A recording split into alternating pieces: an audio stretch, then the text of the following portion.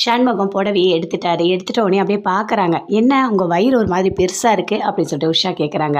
"அதுவா எனக்கு தொப்பை விழுந்துடுச்சு" அப்படின்னு சொல்லிட்டு சண்முகம் சொல்கிறாரு. "ஓ அப்படியா, சரி சரி போங்க" அப்படின்னு சொல்கிறாங்க. அப்படியே அந்த புடவையை மறைச்சி எடுத்துகிட்டு போயிட்டே இருக்காரு. "என்ன இதுக்கு முன்னாடி இவருக்கு தொப்பை இல்லையே, ஏதோ தொப்பை இருக்குன்னு சொல்கிறாரு" அப்படின்னு சொல்லிட்டு உஷா ஒரு மாதிரி அப்படி யோசிச்சுட்டே இருக்காங்க.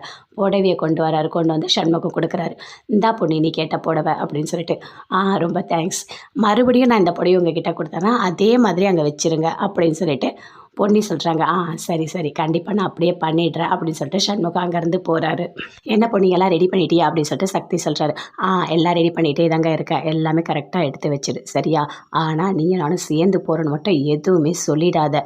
நான் வந்துட்டு உன்னை கூட்டிகிட்டு போகிற மாதிரி அப்படியே கோயிலில் விட்டுட்டு போகிறேன் அப்படின்னு சொல்லலாம் சரியா? அங்கே யார் கேட்டாலும் எதுவும் நீ சொல்லக்கூடாது அப்படின்னு சொல்லிட்டு சக்தி சொல்கிறாரு. "சரிங்க நான் எதுவுமே சொல்ல மாட்டேன்" அப்படின்னு சொல்லிட்டு பொன்னி சொல்கிறாங்க. அப்படியே 2 பேருமே சேர்ந்து வராங்க. "என்ன 2 பேருமே ஜோடியாக வரீங்க?" அப்படின்னு சொல்லிட்டு உஷா கேட்குறாங்க. "உங்களை பார்த்தாலே தெரியுது எங்கேயோ போகிற மாதிரி. எங்கே போகிறீங்க?" அப்படின்னு சொல்லிட்டு கேட்குறாங்க. இல்லை இல்லை இல்லை இல்லை நாங்கள் 2 பேரும் எங்கேயும் போகல. நான் ஆஃபீஸ் போகிறேன், அவர் கோயிலுக்கு போகிறாரு" அப்படின்னு சொல்லிட்டு பொன்னி உளர்றாங்க. "என்னது நீ ஆஃபீஸ் போறியா?" அப்படின்னு சொல்லிட்டு. இல்லை இல்லை இல்லை பொன்னி மாற்றி சொல்லிட்டாங்க. பொன்னி தான் கோயிலுக்கு போகிறாங்க, நான் ஆஃபீஸ் போகிறேன்" அப்படின்னு சொல்லிட்டு சக்தி சொல்கிறார்.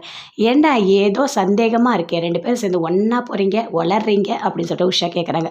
"அதெல்லாம் ஒன்றும் இல்லை, நான் ஆஃபீஸ் தான் போகிறேன், டைம் ஆகுது" அப்படின்னு சொல்கிறாரு. "சரி சாப்பிட்டு போங்க" அப்படின்னு சொல்லிட்டு சந்திரசேகர் சொல்கிறாரு. இல்லை இல்லை எனக்கு வேணாம், நான் வெளியே போய் சாப்பிட்டுக்கிறேன்" அப்படின்னு சக்தி சொல்கிறாரு. "சரி பொன்னி நீயாவது சாப்பிட்டு போமா" அப்படின்னு சொல்கிறாரு. "இல்லை இல்லை எனக்கும் வேண்டாம், நானும் போகிறேன், எனக்கு டைம் ஆகிடுச்சி" அப்படின்னு சொல்கிறாங்க. "ஆமாம் பேக்கில் என்ன அது?" அப்படின்னு சொல்லிட்டு உஷா கேட்குறாங்க. "அதுவா கோயிலுக்கு சாமிக்காக எடுத்துகிட்டு போகிறேன்" அப்படின்னு சொல்கிறாங்க. "ஓ அப்படியா, சரி சரி போங்க போங்க" அப்படின்னு சொல்கிறாங்க. அப்படி ஆனால் ஒரு மாதிரி டவுட்டாக அப்படியே பார்க்குறாங்க. ஜெயா எல்லாருமே அப்படியே பார்க்குறாங்க. அங்கேருந்து பொன்னி சக்தி 2 பேருமே போகிறாங்க கோயிலுக்கு. "குழந்தை கொண்டு வந்திருக்கீங்களா?" அப்படின்னு சொல்லிட்டு ஐயர் கேட்குறாரு. "இல்லை நாங்கள் குழந்தெல்லாம் கொண்டு வரல, பொம்மையை தான் வச்சுட்டு நாங்கள் குழந்த மாதிரி அந்த யானையில் போட்டு சுற்ற போகிறோம்" அப்படின்னு சொல்லிட்டு சக்தி சொல்கிறாரு. "ஓ அப்படியா, சரி சரி அப்போ அந்த பொம்மையை கொடுங்க" அப்படின்னு சொல்லிட்டு தேவையான அந்த 2 கரும்பு எல்லாமே சக்தி வாங்கிட்டாரு.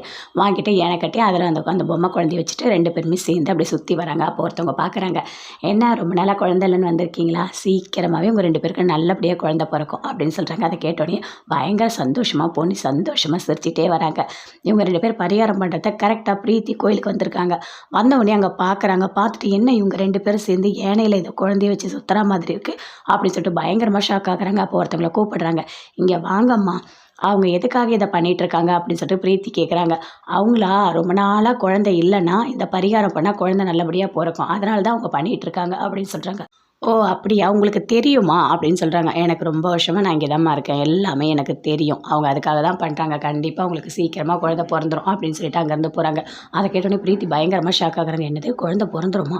இதெல்லாம் வேறு நடக்குதா? அப்போ 2 பேரும் பிரிக்கணும்னு நான் நினச்சா 2 பேரும் சேர்ந்து குழந்தை வேணும்னு சொல்லிட்டு பரிகாரம்லாம் பண்ணிகிட்ருக்கீங்களா?" அப்படின்னு சொல்லிட்டு பயங்கரமாக டென்ஷன் ஆகுறாங்க பிரீத்தி. "கண்டிப்பாக அது நடக்க விடவே மாட்டேன், நான் இருக்கிற வரைக்கும் இது நடக்கவே நடக்காது, என்ன பண்ணுறேன் பாரு, உங்கள் 2 பேரை போய் வீட்டில் எல்லாத்தையும் சொல்லி கண்டிப்பாக உங்களை பெரிய பிரச்சனை பண்ணி விடுறேன்" அப்படின்னு சொல்லிட்டு அப்படியே ஒரு மாதிரி டென்ஷனாக பிரீத்தி வீட்டுக்கு போகிறாங்க. போயிட்டு வீட்டில் இருக்கவங்ககிட்ட சொன்னால் கண்டிப்பாக அந்த பொண்ணு பயங்கரமாக திட்டுவாங்க. விடவே கூடாது அவளை.